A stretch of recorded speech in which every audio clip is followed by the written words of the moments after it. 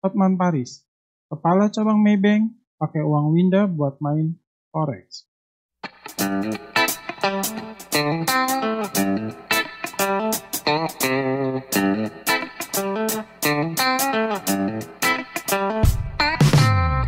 Halo teman-teman, kita jumpa lagi.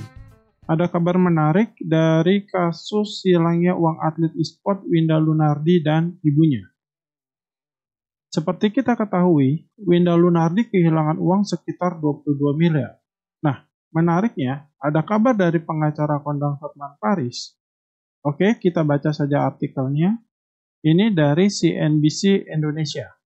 Hotman Paris, kepala cabang Maybank pakai uang Winda buat main forex.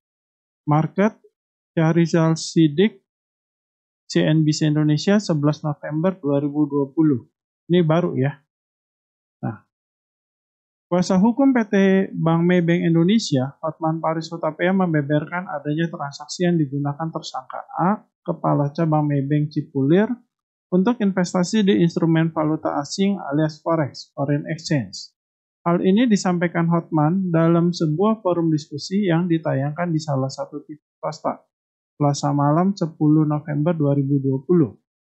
Menurut Hotman, dalam kasus ini, hilangnya dana milik atlet e-sport Winda Lunardi dan ibunya Floleta senilai 22 miliar disebabkan karena adanya praktik fraud dari tersangka A.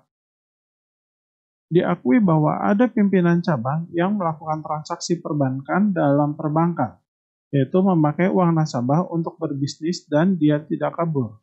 Dia pakai uang nasabah. Sebagian uang tersebut dipakai untuk bermain forex, kata Hotman Paris. Oke, sebagai seorang trader, berita seperti ini memang nggak terlalu mengagetkan. Bukan masalah uang hilangnya ya, tapi masalah orang berspekulasi untuk main forex.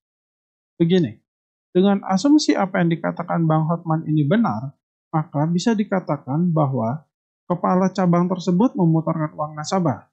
Tujuannya apa? Dugaannya adalah untuk mendapatkan keuntungan yang lebih besar daripada ditaruh di bank. Nah, ini bukan hal yang baru. Anggapan bahwa kita bisa cepat profit di forex bukan hal yang baru. Karena memang di forex ada satu karakteristik yang agak berbeda kalau dibandingkan dengan jenis usaha yang lain. Yaitu, selama harganya cocok, mau jualan berapa banyak pun pasti laku. Maksudnya apa? Begini. Misalnya Anda jualan aqua dengan harga Rp3.000. Itu harga yang umum, ya kan? Nggak kemahalan. Nah, misalkan warung Anda sebulan laku 50 dus. Maka, walaupun bulan ini Anda nyetok aqua 2 kali lipat dari biasanya, misalkan jadi 100 dus atau 150 dus, maka itu nggak berpengaruh ke penjualan Anda. Ini dengan anggapan tidak ada event atau acara khusus di sekitar warung Anda ya. Tetap aqua yang laku kira-kira 50 dus per bulan. Di bisnis konvensional, walaupun harganya cocok alias nggak kemahalan, ketika Anda menaikkan supply atau stok, nggak berarti penjualan atau omset Anda meningkat. Malah yang terjadi adalah stok Anda ditentukan oleh penjualan atau omset dan bukan sebaliknya. Nah, kalau di forex, ini agak berbeda. Penjualan Anda atau omset tergantung pada supply, tentu selama harganya cocok ya. Begini, asalkan harganya cocok, broker akan selalu mengeksekusi atau menerima transaksi Anda. Berapapun jumlahnya, mau 1 lot, 2 lot, atau 10 lot, pasti akan diterima. Bagi yang nggak tahu, kalau Anda beli 10 lot emas di harga $1.900 per troy ounce, dengan kurs 14.000 per dolar, itu senilai 26,6 miliar. Angka yang sangat besar untuk kelas retail, ya kan? Nah, karena tahu berapapun lot yang Anda transaksikan pasti akan diterima oleh broker, maka ini membuat banyak trader bertransaksi dengan lot yang besar. Dengan prinsip, nggak apa-apa untung secara persennya sedikit. Tapi kalau kuantitinya banyak, kan untungnya jadi lumayan. Ini adalah prinsip yang banyak kita dengar di bisnis konvensional, ya kan? Masalahnya, di forex itu harga bisa naik juga bisa turun. Jadi, prinsip tadi bisa menjadi walaupun rugi secara persennya sedikit, tapi karena kuantitinya banyak, maka ruginya pun jadi lumayan. Benar nggak? Saya ulang ya. Prinsip untung secara persennya sedikit, tapi dikali kuantiti yang banyak, maka untungnya jadi lumayan. Ini bisa menjadi rugi secara persennya sedikit, tapi dikali kuantiti yang banyak, ini menjadi ruginya lumayan.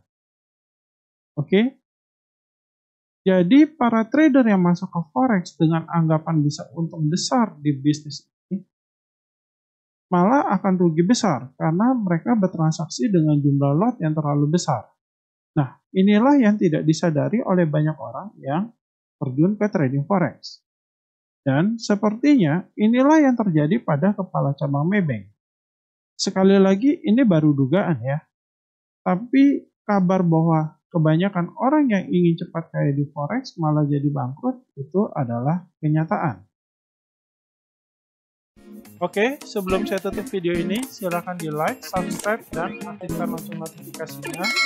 Dan bila ada komentar atau pertanyaan, silakan tulis di kolom komentar. Oh iya, disclaimer dulu, saya bukan seorang penasihat keuangan.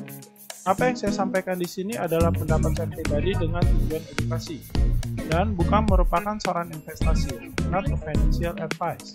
Lakukan riset terlebih dahulu sebelum melakukan tindakan apapun. Semua tindakan yang Anda lakukan, walaupun berdasarkan informasi yang saya berikan, adalah tanggung jawab Anda sendiri, dan saya tidak bertanggung jawab atas segala kerugian yang Anda alami.